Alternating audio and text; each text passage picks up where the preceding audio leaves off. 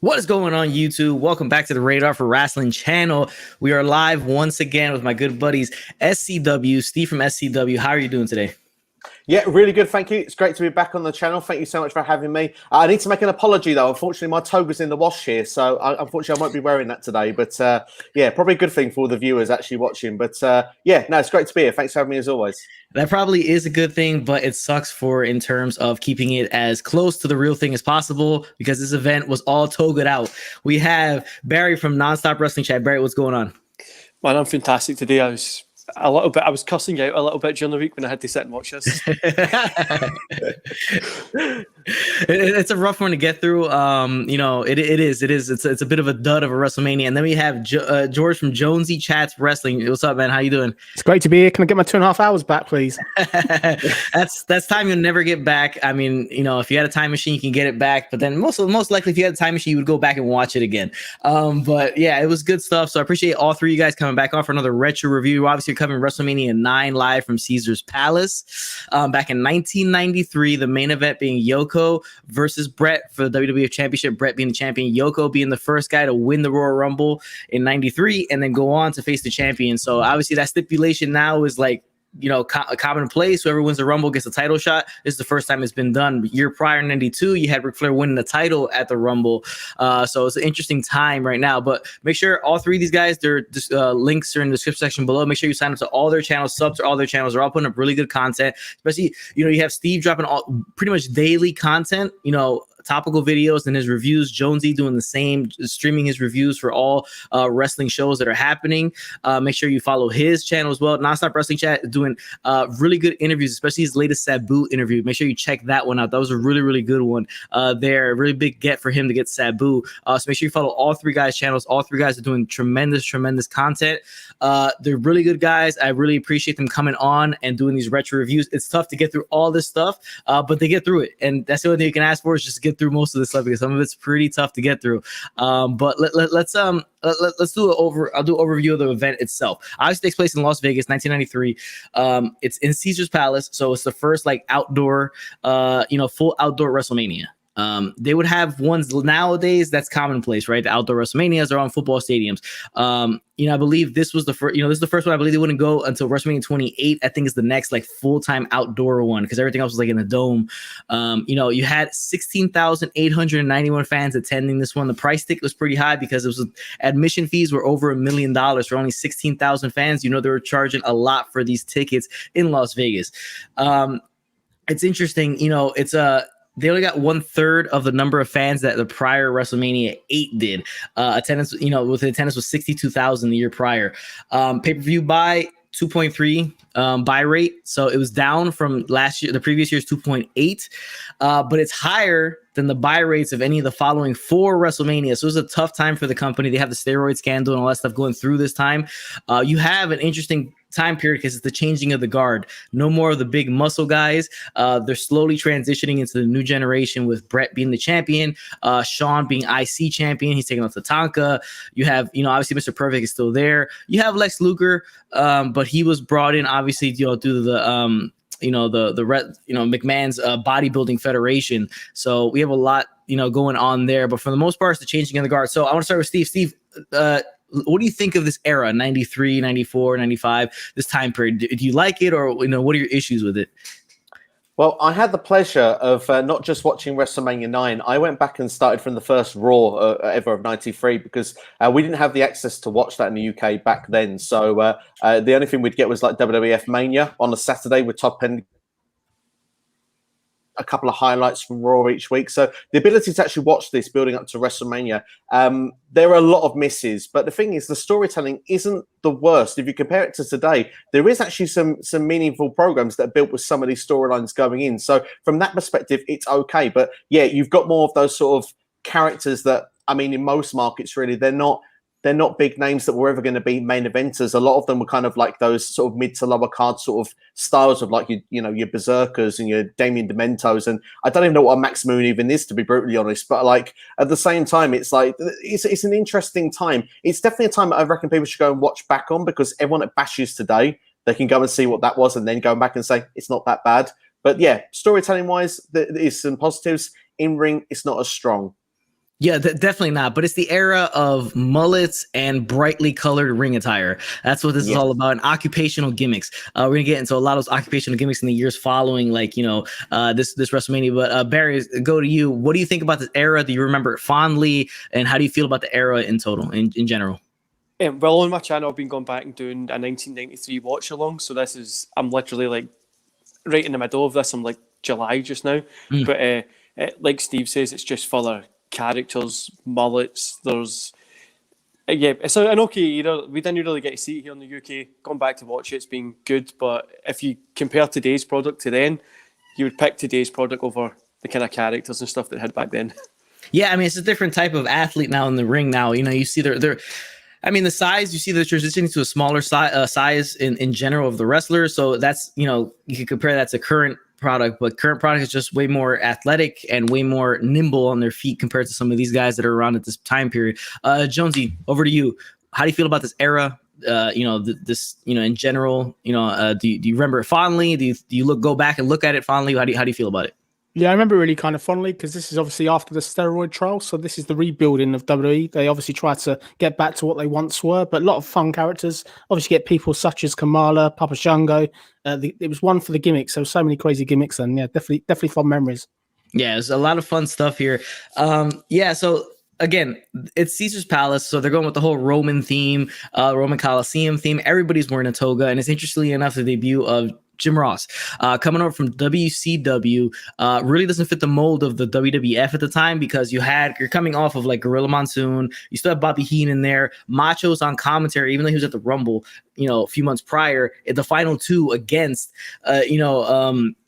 against Yokozuna, who would win that Rumble in '93. So he's relegated the commentary duty here with Jim Ross and Bobby the Brain Heenan. But I kind of wish Vince McMahon would have done the commentary for this one, because I enjoy McMahon's commentary style overall. I think it's really awesome and it's really over the top, really funny with the what a maneuver stuff and all every 5 minutes. But yeah, it's just Jim Ross doesn't really fit the brand, the time period. He doesn't really fit the mold of currently because he's more wrestling mat based. Old school, calls it like it is, wrestling like a sport. And then this is the time period where, everything's so jokey. Other than guys like Bret and Perfect, for the most part, the in-ring stuff is kind of like, all show and kind of jokey and stuff like that. It doesn't really come off that well, but it is his first time here. So we have the interesting intros from everybody. You have Bobby the Brain Heenan riding backwards on the camel, all that stuff. We have, I think it's Finkus Maximus, which is Howard Finkel's name. You have Gorilla Monsoon relegated to kind of like the host of the show. What do you guys think? I'll start with Jonesy. What do you guys think of just the whole look of the pay-per-view, like the whole outdoor feel, the really bright outside and all that stuff? I thought they made quite an effort. You could tell they turned that Caesar's Palace into something memorable, but I like the whole Coliseum feel as well. It was it definitely made up for the card. I think for the card they served, I think the background was quite nice. It was one of the rare ones to see so much effort going into the presentation, when it's one of the first ones I've seen when they've put in such effort. Barry, what about you? How do you feel about like just the whole look of it, watching it over, and how do you just saw everything? I love the look of it. Like Jonesy says, the Coliseum look, the presentation, everything looked good, and it did kind of make up for the card. Now, I think the interesting is the toga stuff, right? Before I get to see the toga stuff, is interesting because you have the camera guys even wearing togas on the outside, which I kind of feel. I mean, it's probably liberating for them because it's kind of like open, they get a nice breeze and stuff. Like it was a windy day, right? So, Steve, what did you think about the overall presentation and the look of the arena and everything? I feel like a parrot, but yeah, I really enjoyed the way that it looked. I mean, like I said, it was pleasing for the eye and certainly more pleasing than the action. I think actually, if you'd actually gone for the ceremony itself and then stopped the show, I think we could have given it a higher grade. That is true. Yeah, you could have given it a higher grade if that was the case. It's pretty interesting.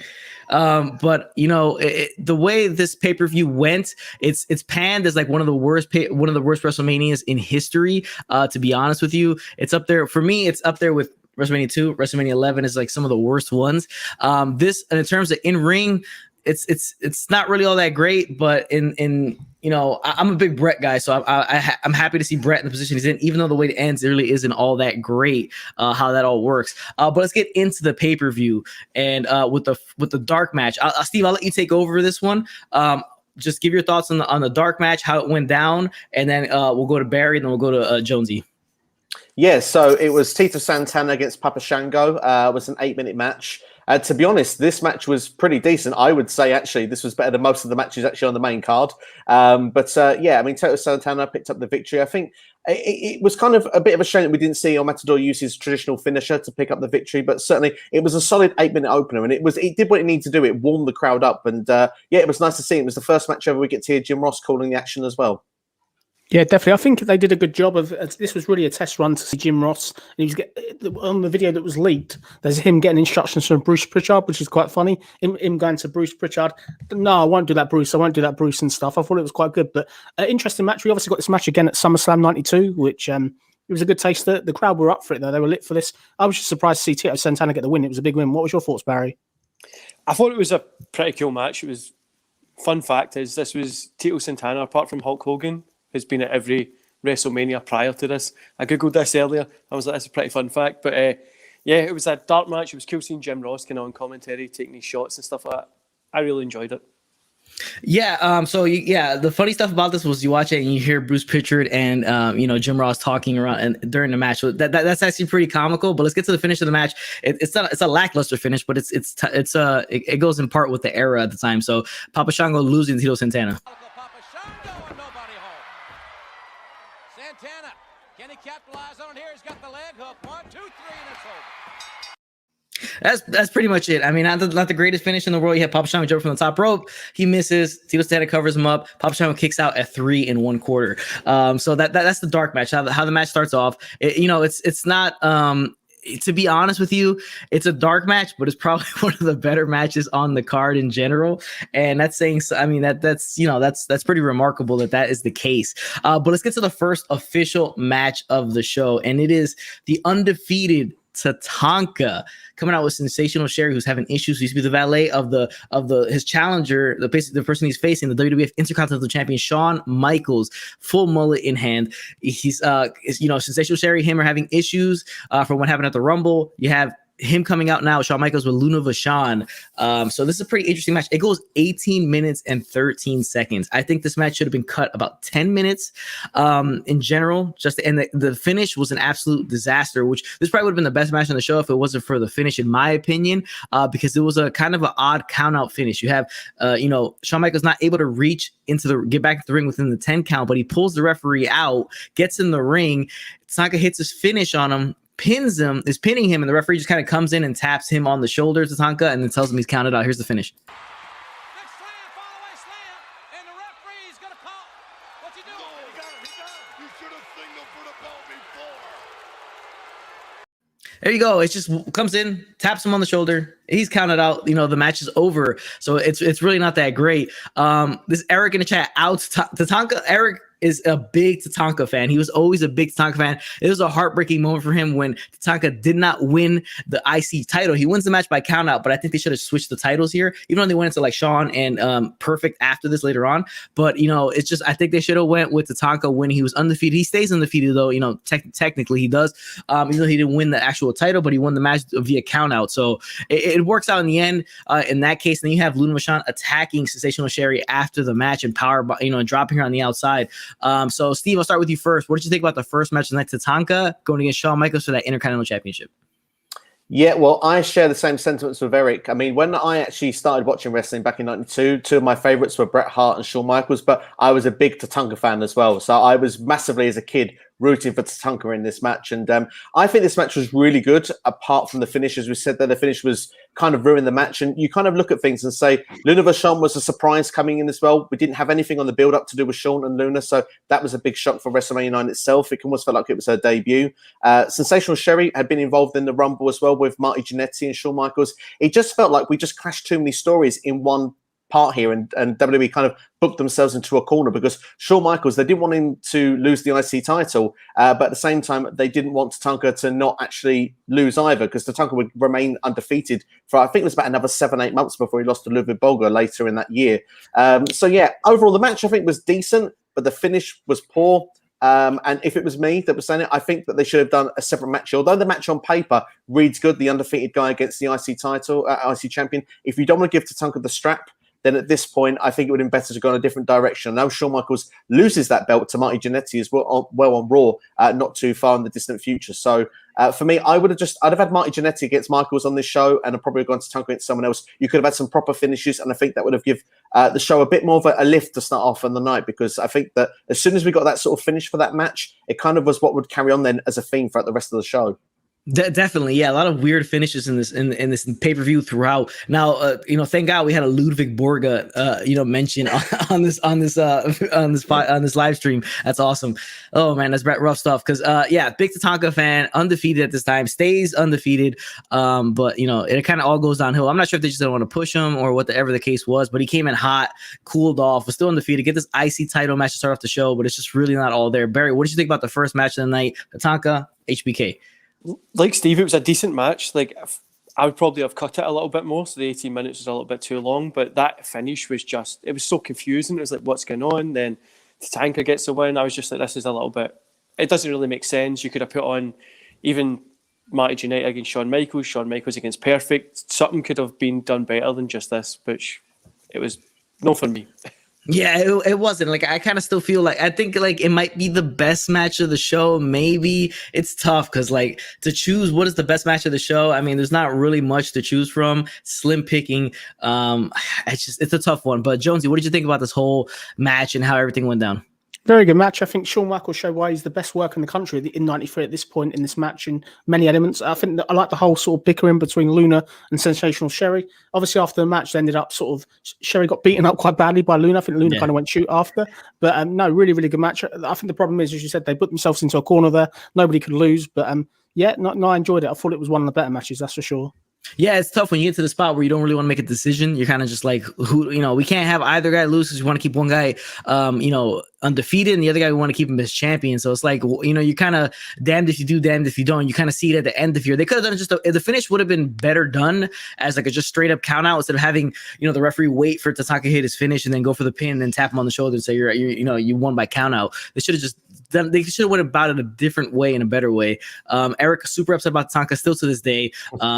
It's just Eric says 100% agree with Steve. Yeah, I mean, Steve makes really good points there on how he breaks down this match. And it's Dominic knows what made us review Mania 9, right? It's an interesting question because it's a terrible WrestleMania, right? This was actually Jonesy's idea. Yeah, it was actually Jonesy's idea. Yeah. Blame me. He's got to take the blame on this one.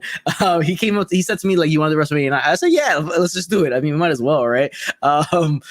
Eric follows up, WrestleMania 9, garbage. I mean, it's a tough watch to go back and watch it, but if you enjoy the era and you just enjoy, mid-90s I was hoping it'd be WWF. better second time round. That's what I honestly thought. Second time round. Watching Raw every single week, I thought this is going to be great. I thought this is going to be amazing. It's going to be easy to watch. Easy than watching Retribution every week. I thought this was going to be much easier to watch. Obviously not the case. No, it's definitely not. You compare it to like what the current stuff is nowadays and like the stuff that sucks now. This still is pretty bad. But let's get to the next match. And this next match went 14 minutes and 22 seconds. You had the Steiner brothers. This is their WrestleMania debut going against the Headshrinkers, Samu and Fatu. So this is the match that we end up getting. Obviously out there off of the Headshrinkers. I think it's a good match, to be honest with you. I mean, it holds up, somewhat pretty well. It's not a bad match. And you have the Steiners getting the win, and this is how this one ends.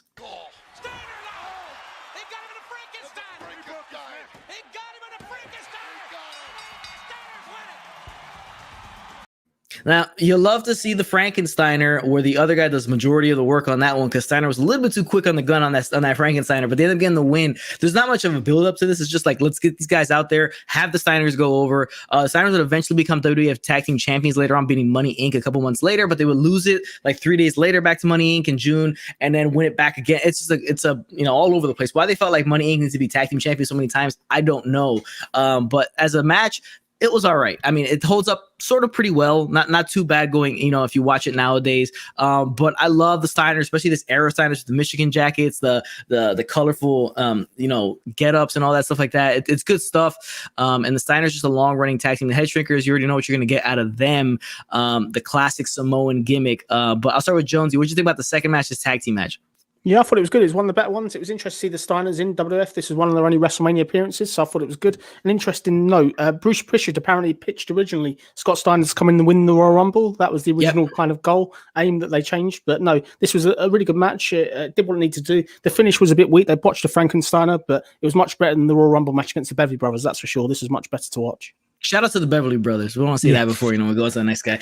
Steve, I'll go to you next. This tag team match. It probably should have been for the WWF Tag Team Championships, to be honest with you. One of these teams should have been tag team champions. But what do you think about this match in general? Yeah, absolutely. Yeah, I mean, I would agree with that. And I think, the match, held up. I thought it was good. A couple of nice spots in the match. I particularly liked when both of the Steiner brothers were on the top rope at the same time, jumping off to, I think it was clotheslines, the hit in sync on Headshrinkers. But no, it was a really good match. I do think it was slightly too long, if I was honest, maybe a couple of minutes too long. But slightly botched finish, unfortunately, with the Frankensteiner. But shout out as well to the music. I mean, like the Headshrinkers have a decent music. And let's be fair, the Steiners, that's not Steiner line, is it, from WCW? And it's great as well. Bill Alfonso was the referee, which was a nice little shout as well. Big ECW fan. So great to see him there as the referee. Yeah, big Bill Alfonso guy. He came out. He was the referee for this match, and I think he's the referee for the Undertaker match as well. But it's funny to see him out there, and before he becomes world famous in ECW for all the stuff he did there. But yeah, that's interesting. That Steiner line, I think that was a Michael Hayes production. That one's Steiner line. But let's get to Barry. Barry, what do you think about this tag team match, Steiners and the Headshrinkers? I thought it was good. It was a decent match, like good for the show, like a good match in general. But it was fun. The right people won. I like the Steiners at this time in WWF with the kind of cool colours, the jackets on and stuff. I really thought it was a cool kind of time, but it was good for what it was. It was nothing really to write home about.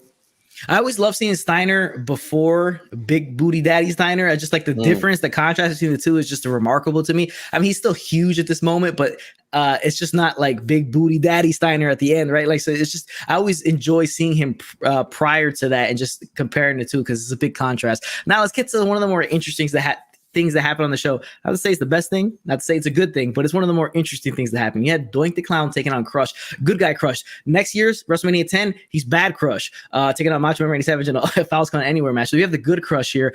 Crush, I mean, a guy from Hawaii, very colorful, big ass mullet. So you already know what you're getting out of him. Is right for the time. Doink came in as like the evil clown. He is kind of like jokey now, like a little bit more of a more comedic Matt Bourne here. But I got some interesting audio clips from an interview that Jonesy did with the original Doink Matt Bourne here, and I'll play it for you. I'll play one of the clips for you right now. Oh no! I mean, fucking Doink. I was supposed to work with Hogan on WrestleMania 9. Yeah. That's where Vince wanted the character. He wanted it to go to sort of Hogan and the Bulldog, which we'll get into sort of when we get sort of down. Well, listen, Vince saw how Doink was getting over. Yeah. My shit sold more than anybody else's. All my marketing stuff just blew everybody else away.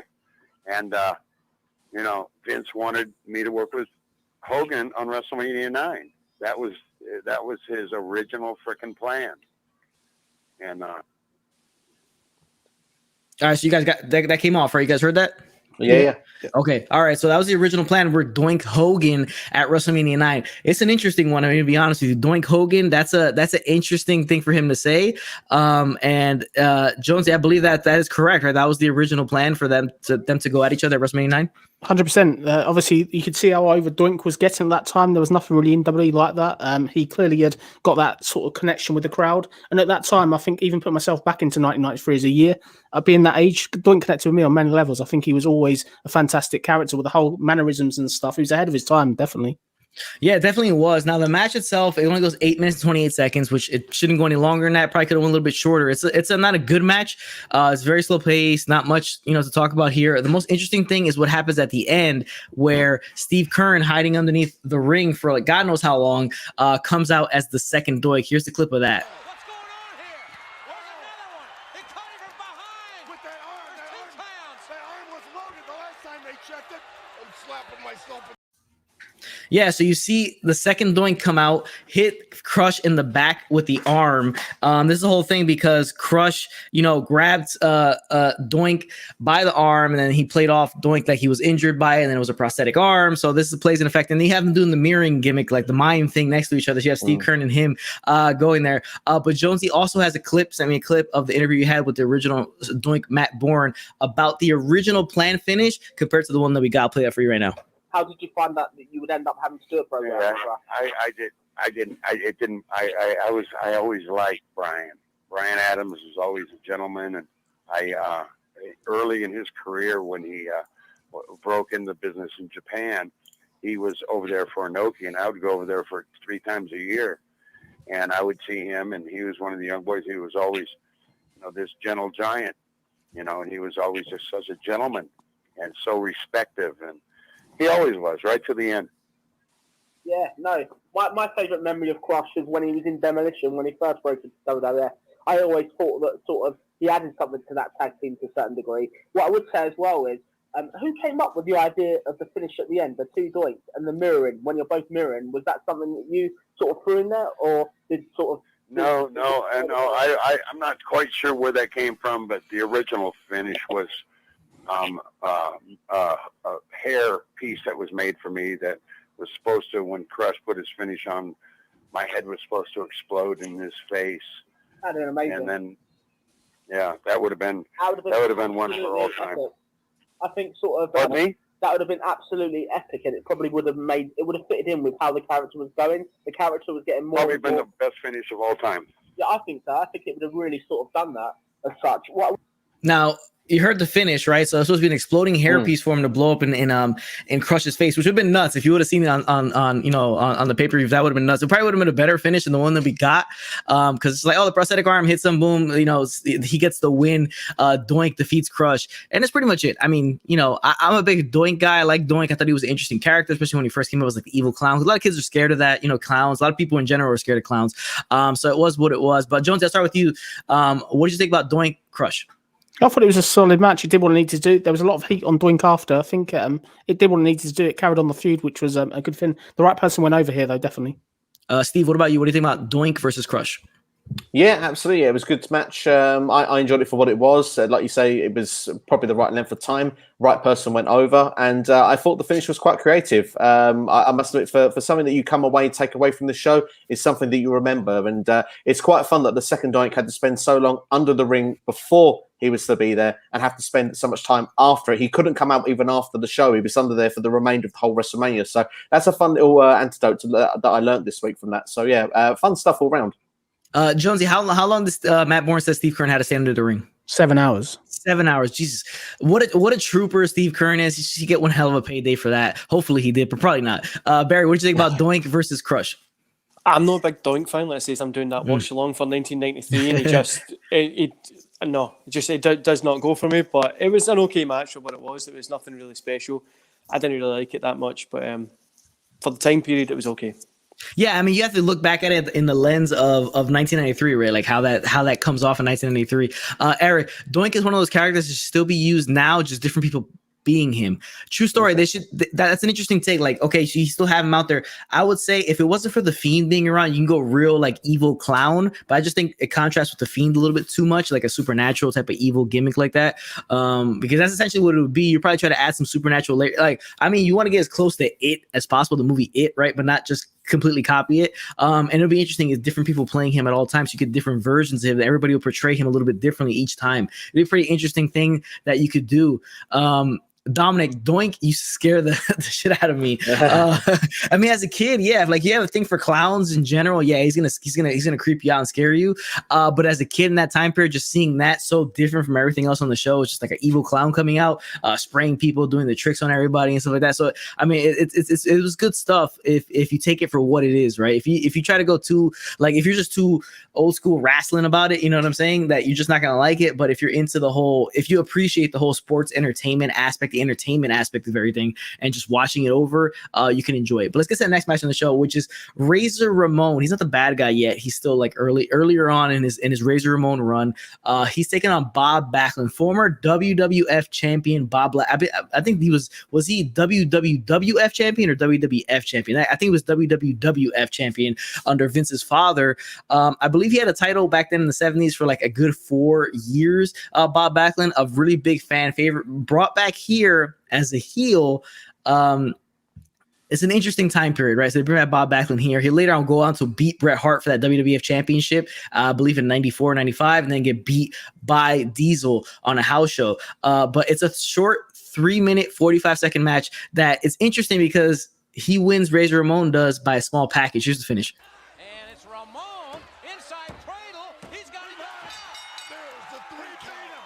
He beat the wrestler with wrestling. A big So he beats him with inside cradle, small package. Interesting that they wouldn't have him do the Razor's Edge and kind of get the finish and win the match there. But it's early on in the Razor Ramon gimmick. So he gets this match. It's a short match, a quick one. Not much to talk about here. I'll start with Barry. What do you think about this match and just Razor, Bob Backlund?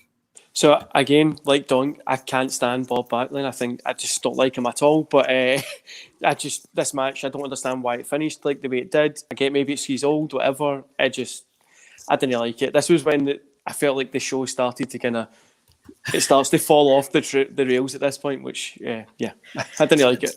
Like that makes total sense, right? So you have okay matches like the before it, and then you have the Doink stuff, which is what it is, just the character Doink, and then you get this match, and it's like it's just it's like a bud slide after this. It kind of just keeps going down. But Steve, what did you think about Razor versus Bob Backlund?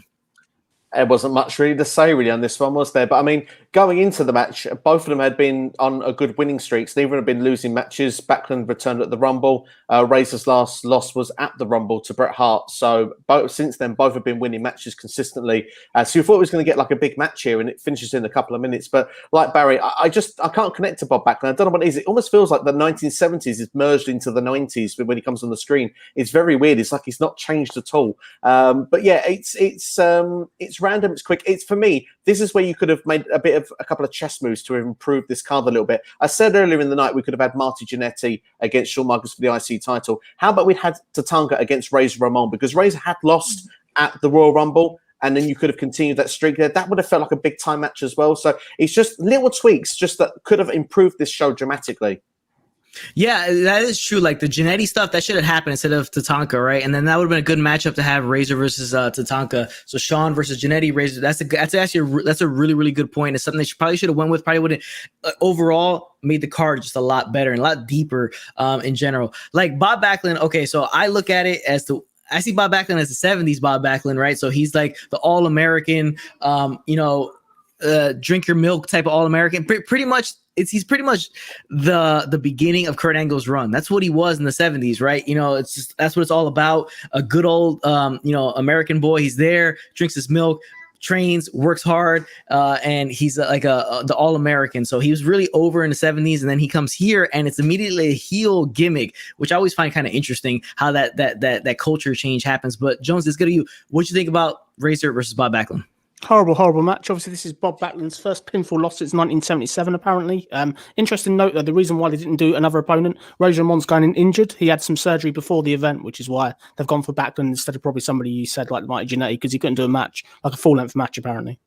Yeah, it's probably why the match was so short. Eric, going back to Doink, he said he could have been the WWE version of the Joker. Yeah, I mean, you could have went. Like I said, I think the Fiend is there, so you wouldn't be able to do it, but it's something they could always kind of work their way back to eventually when the Fiend kind of gets, a little bit, nobody wants to see him anymore, or the gimmick runs its course. But it would be interesting for them to pull a Doink thing like that.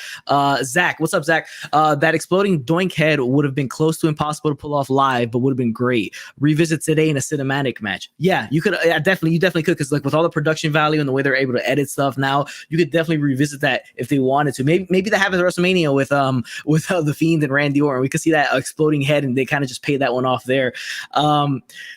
Dominic, Bob Backlund's chicken wing finisher, man. That's isn't that Marty Scurll's finisher too? Right now, that's Marty Scurll uses that, right? The chicken wing. It's such a funny looking finish, and obviously you know why Marty Scurll uses it, just because.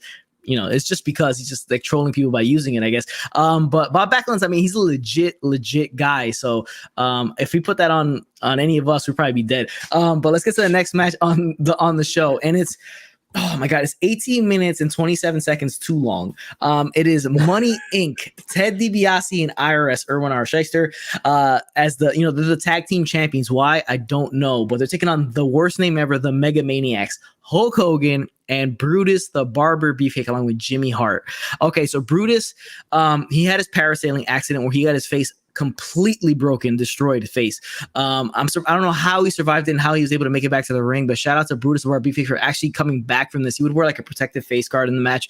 Then you have Hulk Hogan coming back from his long absence due to the whole steroid stuff. He was gone from the company, especially like his character was kind of waning too. Nobody wanted to see him. They were kind of over. You couldn't tell by this crowd, but they were over Hulkamania for the most part. A lot of people, previous the year before WrestleMania 8, you had him taking on Sid. And then you have the whole Ultimate Warrior thing with Papa Shango coming out to help, Ultimate Warrior coming out to help Hogan.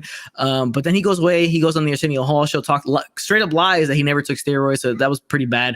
And then he just takes his time away, comes back a little bit smaller in size. Obviously, he got off the juice. But it's just a way to get him out of the picture because of the whole steroid stuff and the fact that Hulkamania was kind of, he didn't want to lose the shine on Hulkamania and just kind of get him out. He comes back, immediately joins his boy Brutus Beefcake. Brutus Beefcake always gets a big spot in the card because his boys with Hulk Hogan. And this match was just so long. It was just Hogan playing to the crowd the entire time. The crowd was hot for Hogan. I'm talking about this crowd was major hot for Hogan. And you can kind of see the seeds of what was going to happen later on in the night with this match. So it comes out. You have the referee being taken out of the match, and then you have Hogan and Beefcake pinning both IRS and Ted Dibiase. Here comes Jimmy Hart, swaps his jacket inside out and has a referee jacket on the inside. He counts the double pin. Here's how this match was ending, but in the end, it would just end up being disqualification anyways, and Money Inc. would win. But this is how Jimmy Hart would try to get the win for Mega Maniacs.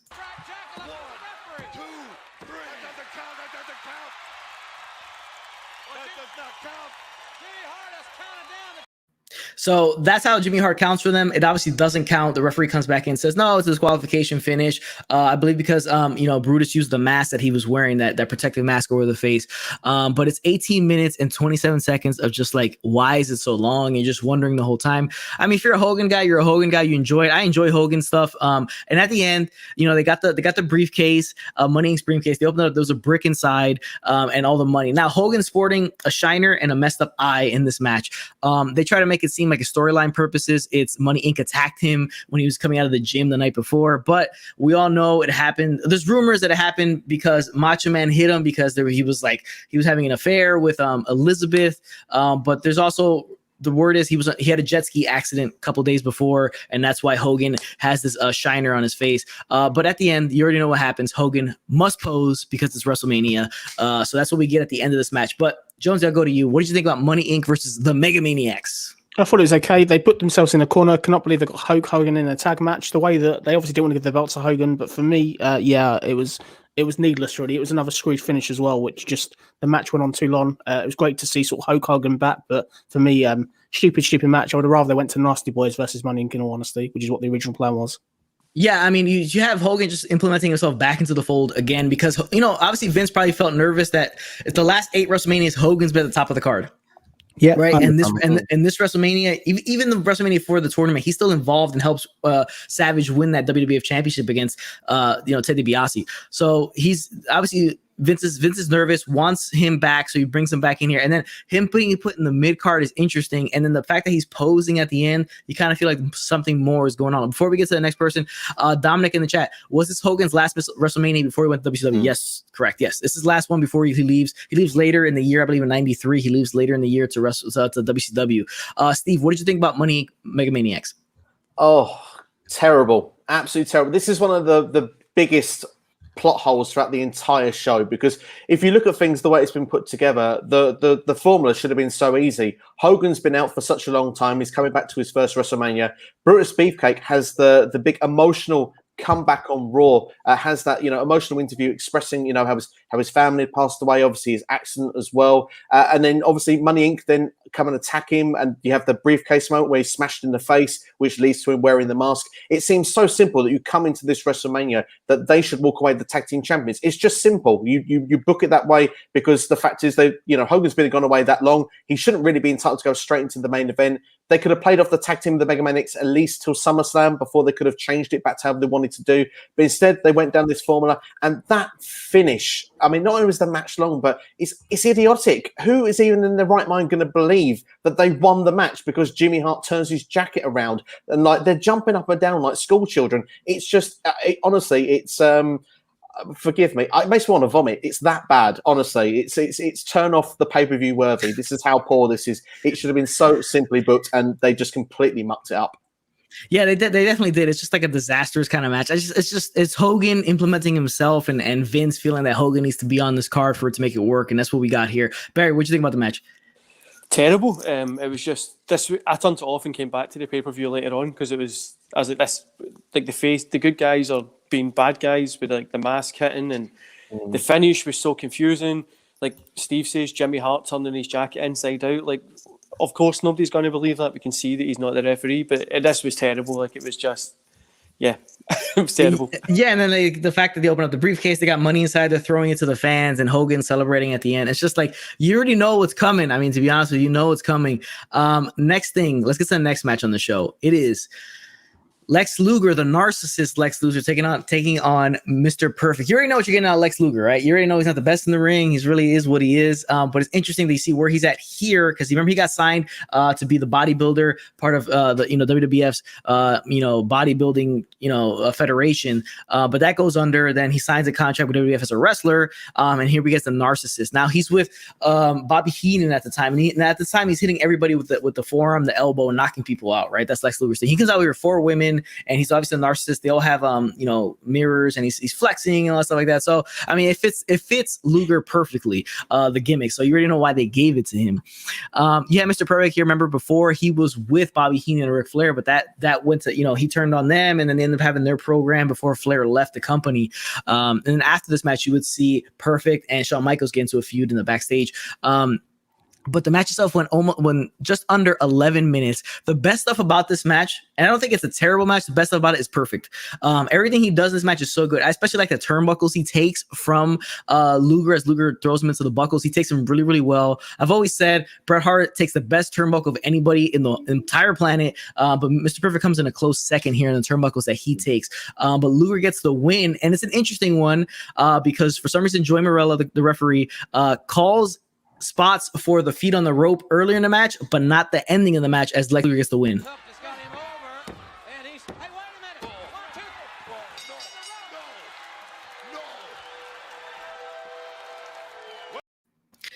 there you go. I mean, he has his feet obviously on the rope. Joey Morella just decides not to look up and completely go all the way down to the mat for the pinfall, and that's the finish of the match. And then obviously, you would have Luger hit Perfect with the elbow or the forearm after the match, knock him out, and then leave backstage. So Barry, I'll start with you.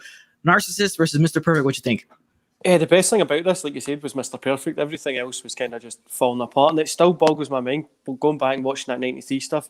Lex Luger has the look and everything like that, and he just never gets over. Even in WCW, people just, like, he's always kind of lukewarm. The whole crowds are always lukewarm, and I always, probably because he isn't that good in the ring, but yeah, Mr. Perfect is probably the best person from in this. He does good stuff. Everybody else was just kind of...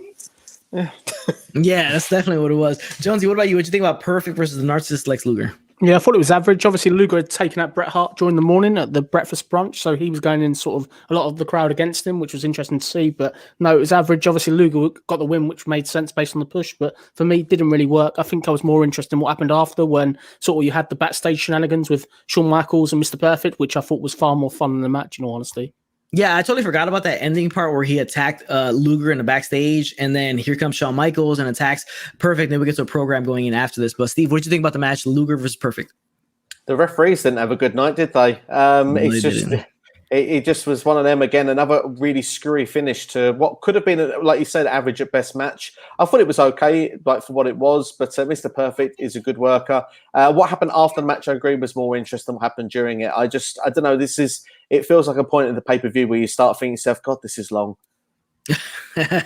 Definitely, yeah. It's one of those points, like I said. But the best thing about it was Perfect. Perfect was really, really enjoyable to watch in this match. But he's Mr. Perfect, and he can't win a WrestleMania, which it's mind-boggling to me as to why he can't win a WrestleMania.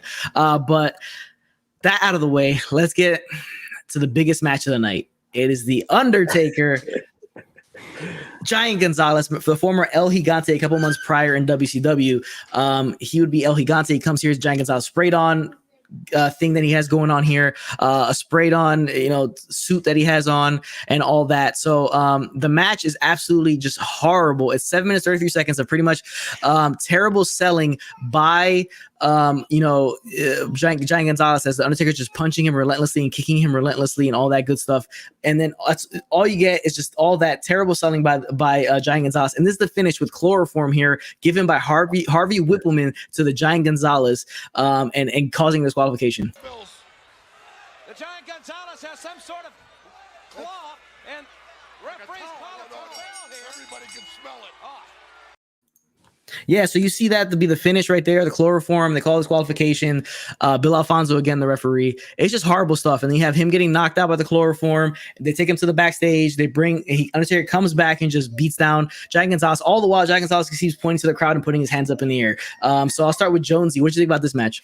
Yeah, horrible match. Obviously, we're going to get this again at SummerSlam later the year, so not too good. I can't believe they decided to get the former El Gante. I don't know what was going through WWF's mind to sign him, other than look. Such a build from the Royal Rumble, but this really disappointed me. A DQ finish in the Undertaker match at WrestleMania doesn't seem real, does it? Let's be fair. What do you think, guys? Yeah, it doesn't seem real. Yeah, Steve, what do you think about the match? Undertaker versus Giant Gonzalez. Oh, what was the finish? I mean, honestly, how can they even get away with doing a finish like that? It's just some of the finishes on this show are absolutely awful. And I just bless. He's not with us anymore, Giant Gonzalez. But I mean, what was that suit they got him wearing? Honestly, the bodysuit. It's not eye pleasing at all, is it? The match is it's pure pain. I'll give it a Meltzer 5 stars just to be positive. But no, seriously, it's awful. It's not good at all. This is with ease the Undertaker's worst WrestleMania match of all time. Yeah, definitely. He gets a little string of guys that he starts facing where it's just not really all that game. And this wasn't the end of the feud either, right? I think they would take it on to SummerSlam, right? Where this thing would end. So, Barry, what did you think about the horrible match of The Undertaker and Giant Gonzalez? Just everything about it, like the skin tight suit, and then me and my daughter were watching it this morning, and she literally stood up and walked out when Undertaker came back out. I was like, how can this go on? Where's the finish? Like Steve says, it makes no sense in this, the finish. And then I didn't know they're going to do SummerSlam because I'm still coming up to that just now, but I'm dreading to be watching that at SummerSlam next. Yeah, sorry. Well, thank God. Sometimes the end of Giant Gonzalez is like pretty much his gimmick and his run in WWF. So I mean, it's terrible, terrible stuff. The chloroform at the end, Harvey Whippleman. This whole feud starts with Harvey Whippleman and the Undertaker, and then Lisa Giant Gonzalez versus the Undertaker this time. I mean, the only thing good about this, maybe the entrance from the Undertaker with the vulture, on top when he comes out in his chariot that he's riding. Pretty much all there is to it. But I feel bad for the Undertaker in a spot like this. But let's get to the main event. Yokozuna, the Royal Rumble winner, with Mr. Fuji taking on Bret Hart, the WWF champion. Bret Hart beat Ric Flair for this WWF championship. He's defending it here against Yokozuna. I'm a big Bret Hart guy. I enjoyed the match for what it was, 8 minutes and 55 seconds long. Wasn't the greatest match. Yoko looked a little bit tired towards the end. We have the big, powder in the eye spot from Mr. Fuji. I just didn't like how he just pins him as soon as he gets the powder in the eye. I think he should have hit his finish or a splash on top of Bret to get the pin. But Yoko defeats Bret here to become WWF champion for the first time in his monster run that he's having, pretty much his first year in the company. But this is the spot where they throw the powder in the eyes from Mr. Fuji.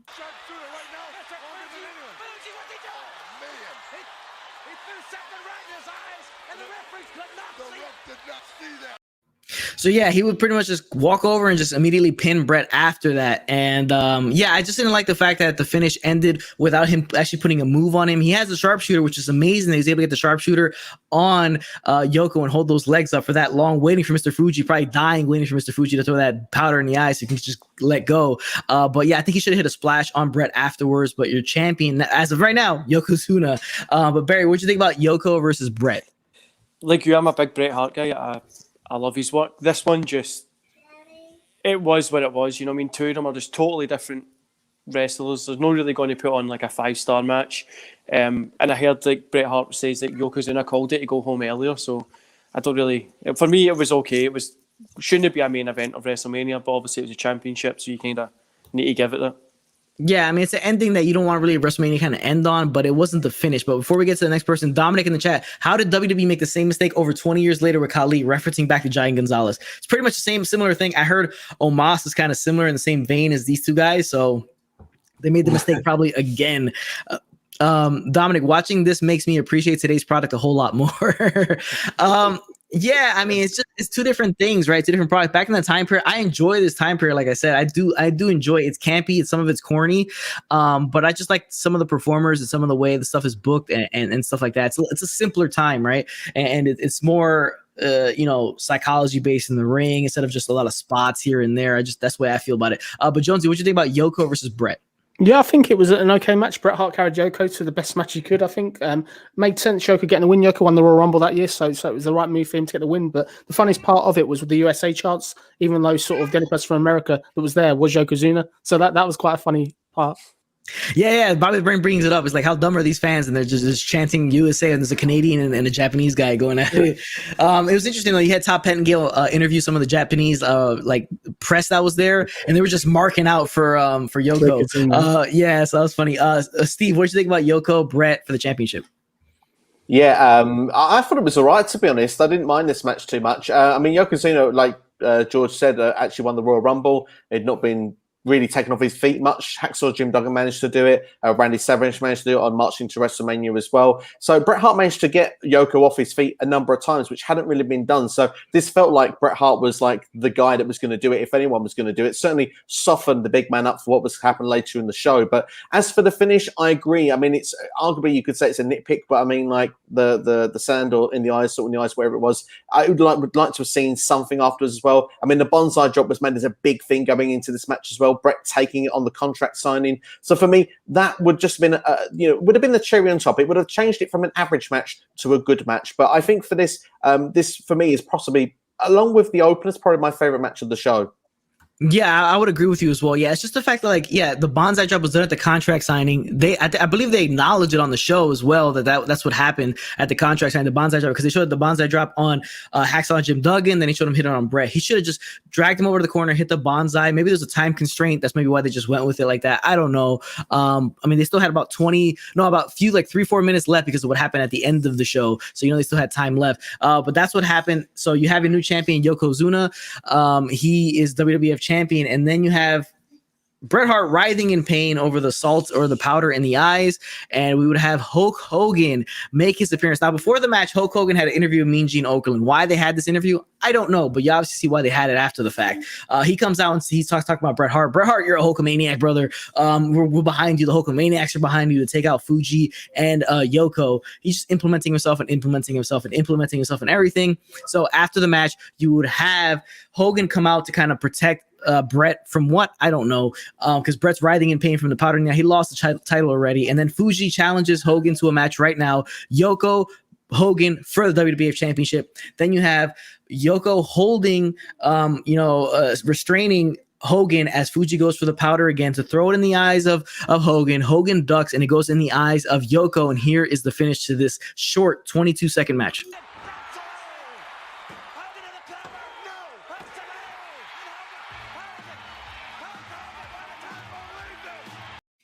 Crowd is on fire for that. If you notice it, you saw that shot. The crowd is absolutely on fire for Hogan winning the WWF Championship here. Now, Hogan, if you watch the Yoko documentary on WWE Network, the Icon series, you should go back and watch it because it's really good stuff. And Hogan says he kind of just thought it was a good idea, and he kind of just went and threw himself in there, and it really wasn't a good idea. Like, the feeling behind it was to try to get they were going on a European tour, I believe, after this, so they wanted to get Hogan and Yoko as the top and just have them work through the whole thing because eventually Hogan was going to leave the company. But yeah, it's one of the things that people hate the most about this event, and it's just really not that good that they had Hogan come and do this, implement himself. It kind of just hurts Bret a little bit, even though the next following year, WrestleMania 10, you would have Bret and Yoko again, and Bret would get his win back. Let's go to the comments real quick. Dominic says Yoko was so good for his size in the ring. True. Yeah, he was really, really good, really, really talented, really light in his feet. When he hit that what they like to call the martial arts kick, basically the super kick on Bret was good stuff. But I want to go back to Bret really quick. Bret sold so well for Yoko and was so believable in this match before the Hulk Hogan stuff. So believable and trying to take down Yoko the entire time. Eric, damn, but Kaluber is going to the Hall of Fame this year. Kaluber, if you don't know, there's a movie in the States called MacGruber. It's a terrible movie. We were actually at the Raw where Khali came out and was called Kaluber. It was terrible stuff. So he's getting the Hall of Fame this year. Zach says Yoko should have had a year-long run. Hogan and Cena killed so many strong heels. I don't always put the blame on the Hogan and like Cena. Hogan maybe more than Cena because the time period. But to be honest with you, I feel like sometimes you got to put a little bit of on a talent themselves that they're not able to kind of just go after. But they do bury guys to a certain extent. Eric Hogan, but the shitty cherry on top of a crappy WrestleMania. Yeah, that's pretty much what it was. Dominic says he was so good until he got too big and had to team up with Owen because he couldn't last the match on his own. Yeah, the stuff with Owen I thought was good, but Owen was just carrying him the whole time. He was Owen performing in the ring as Yoko comes into a couple spots. He can't move that well. It's very, very sad how Yoko ended his career after such a really good start. But Steve, Hulk Hogan defeats Yoko, 22 seconds. What do you think about that? Politics, eh? Thank goodness Hogan never went for trying to become president. But yeah, I mean, what do I know? The crowd went absolutely bananas and were so happy that he won the championship. But I mean, I think it comes down to a strategy at WrestleMania, especially for this time period. Send the fans home happy. Let's not have a heel. At this point, babyfaces always won the main event of WrestleMania. I believe, if I'm not mistaken, WrestleMania 16 is the first time a heel walks away as WWE champion, closing the show out, which is Triple H from the Fatal 4-Way. Before that, every WrestleMania was a babyface that had actually walked away the winner, at least, if not holding a championship high in the air. So in that way, and Hogan was always synonymous with the main event, as you said earlier on in the show as well. But for me, this is just, it completely stops the build of new stars. And it's kind of a problem that we had. It's not passing the torch when Yokozuna has been built up to be a major star, and all of a sudden he loses the belt within 22 seconds, completely undermines the whole run he's had in the company at that point. I mean, if you look, he was undefeated, hadn't been taken off of his feet for so long, and then all of a sudden now he's a guy that can lose to Hogan in 22 seconds. Barring, yes, okay, I understand he had stuff in his eyes. They booked themselves around it to make the best way possible. But for me, completely booking error. Absolutely hated it. Just to go on, because I've almost fantasy booked the whole way through this, how to improve this show. So if you don't mind, very quickly, if they had to do this and Hogan had to win the championship, Bret versus Hogan should have been your main event of WrestleMania. Hogan should have come back and won the Rumble. That should have been the way they should have done it. For me, Yokozuna could have gone on to face The Undertaker because he lost on this show anyway. They could have had that match there. Yoko would have had enough time to build momentum and then win the championship from Hogan at King of the Ring. But that's my take on it. What do I know? The fans were happy as they closed the show. But for me, I personally hated it. Yeah, it's really short term. Like you want the big pop at the end, and then that's it. That's all you're wanting. And it was a big pop. I mean, Hogan must pose at the end, right? That's what they want. Hogan has to pose the title. It's just what they want. It's a formula that's worked, so many WrestleManias prior. So they wanted to keep it going. Now, Barry, what did you think about Hogan coming in here and taking the title? Like Steve says, I think it would have been better if you had like Hogan against Bret or something like that. But the crowd did go wild. They were pure cheering. It makes it, you're like, the crowd going home happy, but probably makes it more memorable. But at this point, I was just looking around at the faces in the crowd, looking at the scenery and stuff. It wasn't for me. I was not into this at this point at all. Yeah, it's not really good. I mean, like Steve point, his fantasy booking would have been a lot better choosing that. But in terms of what you go back to, like, what works, like just keep it the same, right? If it works, don't change it. Like if it's working, don't try to fix it. And that's basically what they try to do here. Is like, all right, the heel's gonna win, but we need people to go home happy, and they did. Even though long term it wasn't really the best thing, but for a short term aspect, I mean, it works. And they use the excuse like, oh, the European tour, we want to have these two guys going at each other for the European tour. Which is what they did. So, Jonesy, what do you think about Hogan winning here? You could see the crowd came here to see Hulk Hogan, and that's it. They didn't really care about the wrestling or anything like that. But Money in the Bank cash in, that's the feeling I got now. I think it was very much similar to when The Miz cashed in on Drew McIntyre. No, I'm joking. But I think it did what it needed to do.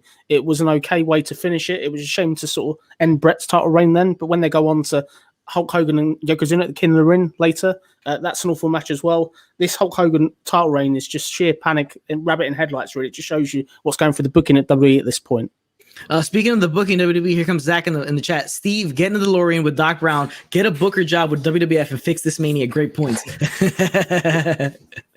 So, I mean, it's good points by you. Yeah, it's just stuff that you think that they probably should have thought of, but they just didn't because, they want to go with what's worked for them in the past, and it's Hogan being champion, posing at the end of the show, and ending the show that way. All right, so let's get to this. Give me a rating of, well, first off, start with this. Steve, give me what's your biggest takeaway from WrestleMania 9?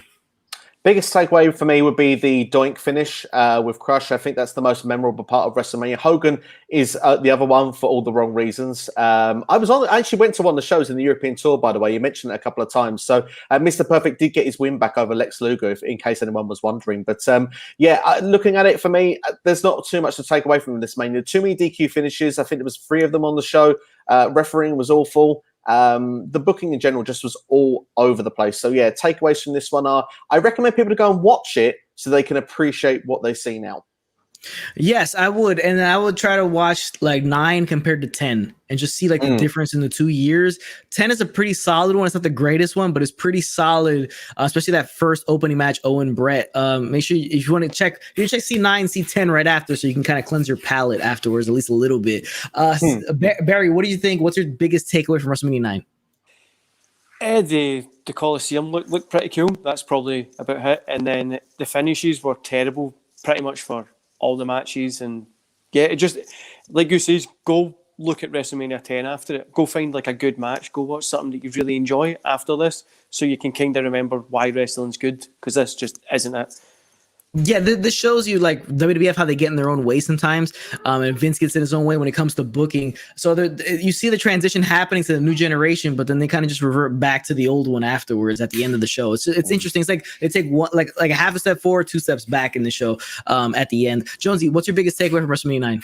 I think the transition, over 8 of the 22 wrestlers on this card go on to leave the company late that year. This is obviously Ted DiBiase's last WrestleMania. Mr. Perfect, IRS. We don't see them wrestlers again. So it's a real shame to see them go out on this show. But this is not how to do a WrestleMania, I'd say. I think definitely, I'm glad that we don't have this type of WrestleManias anymore. That's for sure. Yeah, definitely. Hopefully this year's WrestleMania isn't as bad as this one. It was pretty bad. So, okay, so let's start. Barry, I'll start with you. Give me a out of 5. What would you rank this one? Like, rating. 1.5 for me. It was terrible. It was such a struggle to watch. I had to watch it in different parts, and this is only the second time I've watched this. I first watched it like 17 years ago. This is the second time that I've watched it, and it's still just as bad. It doesn't get any better with age, yeah. Jonesy, what about you? Out of 5, what would you rate this pay-per-view? This is a 1 out of 5. I'm gutted we didn't get the Kamala match with Bam Bam Bigelow. I think that would have made it. Maybe put it up to a 5, and I'm joking. I think 1 out of 5. It was awful.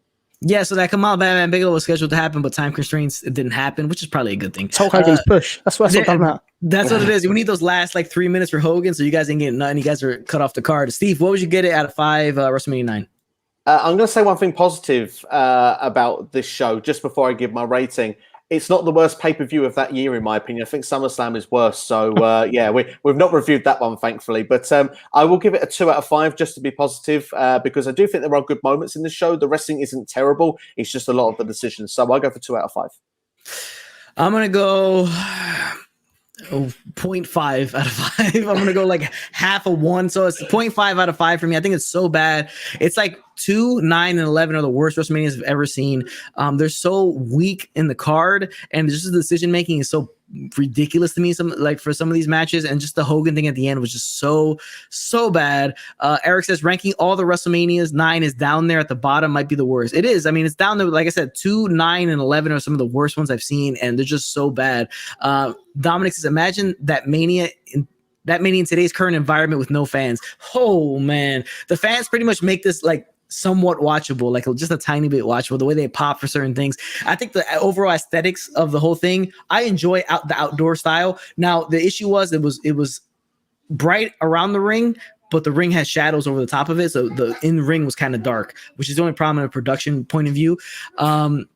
But yeah, this is a bad WrestleMania. I do suggest you guys go back and watch it just to see how bad it is, but then watch something good afterwards, because if not, you're going to go to bed or have the rest of your day upset because of how bad this thing was. But since we covered such a bad WrestleMania, I want to ask you guys, Steve, Barry, and Jonesy, what do you want to do next Saturday? Do you want to review a good WrestleMania if you have the time? I can't do next Saturday, but I'll be happy to do the week after if that works for everybody else. That's WrestleMania weekend. That's WrestleMania weekend, yeah. So I want to try to do like a good one before we get the actual WrestleMania in there. If you guys are down, if not, Barry, I would just need to look at my schedule. I've not fully booked my week, but it should be fine. What about you, Steve? Same for me, really. I'm not fully 100% sure yet, but if possibility, then we can try and sort something out for sure.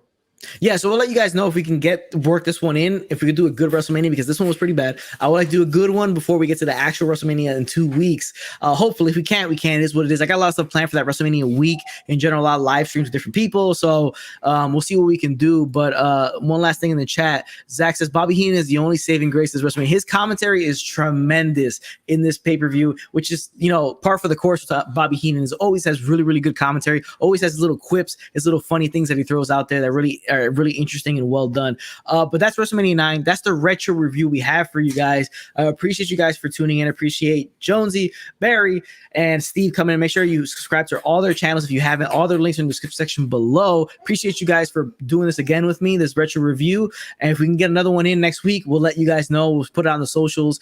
Follow us all on our social medias. You'll hear about if we're doing another one next week. But again, appreciate you guys for tuning in, and we'll catch you guys on the next one.